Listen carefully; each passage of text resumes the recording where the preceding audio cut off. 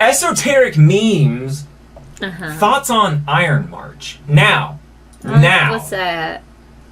Okay, so do you know Dr. Murdoch about Iron March? No. Okay, well check this out. Now, we didn't really know anything about Iron March. We don't really care. So I just wanted to read one thing. I see Charles Manson on this wiki. Okay, so this is under the wiki. I know it's not cool to use Wikipedia because whatever. This is rationalwiki.org. This is Rational Wiki. Okay, but hold on. I just wanted to I just want to read this one part. Under their ideology, it says non-violent political activism was dismissed as a dead end, one that would require compromising with a system that they believe sought their extermination. And as such, they called for the complete overthrow and destruction of that system through violent revolution, with zero tolerance for anybody who diverged from that party line. Okay. Also, members of the forum expressed sympathy toward Norwegian terrorist Anders Breivik, which, I mean, come on. As well, though, but here's the thing. As well as towards 60s cult leader Charles Manson. Okay, now. All right. Now, I want to just point on a few things. So, nonviolent political activism was dismissed as a dead end, which is bullshit because we're nonviolent activism and we're not a dead end. We're waking up people, and lots of people in the alt-right have done that without violence. Yeah. When you done reach violence, a critical mass. Yeah. Before you can. Yeah. When violence happens, it has to be all of us doing it at once, and the violence has to be directed at the right target. Yeah. Now, here's the thing. There's. Let's keep going. Okay. And talking about compromising with a system. Compromising with, I guess, multiculturalism. Right? Or are they saying the United States government? That they believe sought their extermination. Whatever it is. I guess it's they. Yeah. Echo. With zero tolerance for anybody who diverged from that party line. Oh, this is divide and conquer technique? Yeah. That's what I'm thinking, is that I mean, it makes sense. And this is something we made, and this is kind of important. This is something we said way back on Shills. When Dr. Murdoch goes to work at JIF, the initial thing he types in when he becomes a shill is, I'm a cruise missile now. I'm supporting Ted Cruz. I don't like Trump, right? Yeah. And this was back before the election.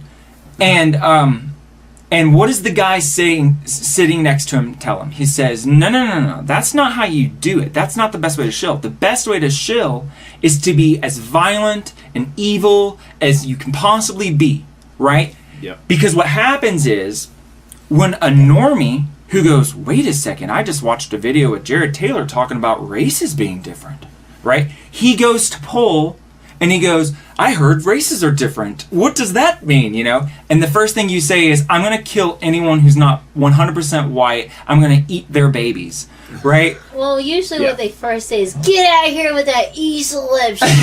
Yeah. Right, okay, right. That's the first thing. I want that E-celeb. That E-celeb shit, Murdoch. And I'm like, I love E-celebs. Quit shilling your videos, Jared. Right? Like Jared Taylor just shilling his videos on Paul. This Jared Taylor, he's crazy. Oh shit, guys, they figured it out. It was me. All right, hold on. But the point is, like, I can't speak for everybody that goes into, like, Adam Waffen, those kinds of things. I can't speak for everybody that gets interested in that. I think there's good people who get interested in that stuff because they go into a really dark place and they're like, no, there's only one way to do it. There's only one solution, right?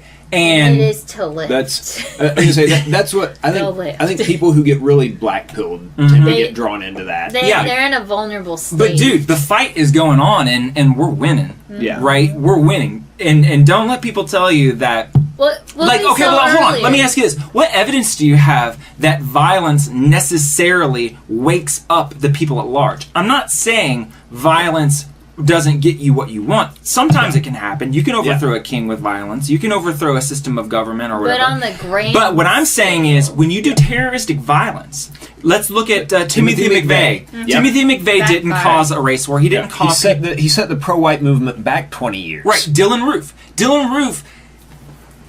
Okay, I'm gonna say this. Dylan Roof did the same thing. It set us back. But The difference comes with Anders Breivik. We pointed that out. This is different. With Anders Breivik, I become neutral.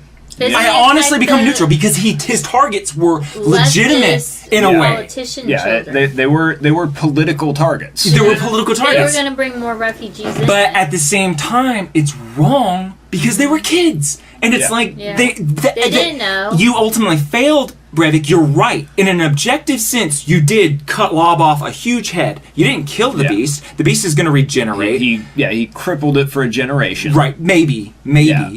I don't know how hard it is to replace that. It's just dumb kids, right?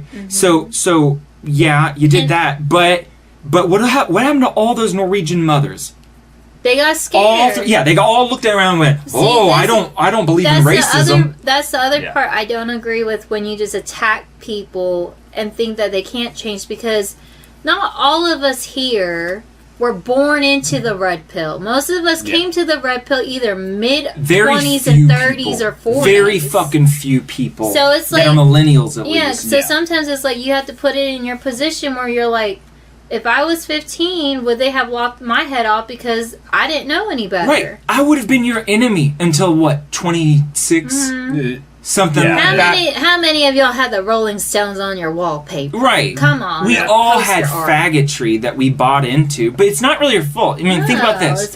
You had the most amount of propaganda ever conceived, with the most powerful propaganda tools ever conceived, all thrown at you constantly your whole life. Right? It's not until we get to the internet age, by 2008, you have a huge internet culture that's developed that you can start developing something like Poll, where you start combating it. But before that, all you knew was television. All you knew for teenage entertainment was MTV. You go to MTV and they tell you what's cool. What the news was, what you all should the music be you hear is for. what's on the radio. And every fucking artist is telling you the same thing. Look at the poor blacks, evil cops, evil cops. Most of us got anime from the internet. Right, but here's the thing, and a lot of people don't recognize this. Some of the most hardcore motherfuckers on our side were leftists at one point. Yeah. Because they have a hatred. Yeah. Because they feel they were robbed. I think it's the same kind of mindset as the former smoker that becomes vehemently anti-smoking. Yeah. Yeah, because they thought that smoking was okay, and then they found out, you could just die, drop dead one day, or have your whole, something happens that triggers the person to look at it differently. And that's where they always kind of get confused now, is that the left is at more of a loss of what the hell happened to our side? Didn't we have humor on our side? And it's like, no, bitch. No. They became humorless. You betrayed the humorous to come over to our side. Most of us can't. We are the humor. Damn it. Any kind of sense of humor has to start from a place of being able to laugh at yourself. Yeah. And they can't do that anymore. They can't find anything about themselves that they think is funny. They take themselves so seriously, where, at least us, the three of us in this room, we can absolutely laugh at ourselves and poke fun at ourselves. It makes you invulnerable. Yeah. If you're able to laugh at yourself, then there's nothing somebody else can say that is going to wound you. So, let's go back. I would even venture to say that humor is the only thing that will always remain borderless.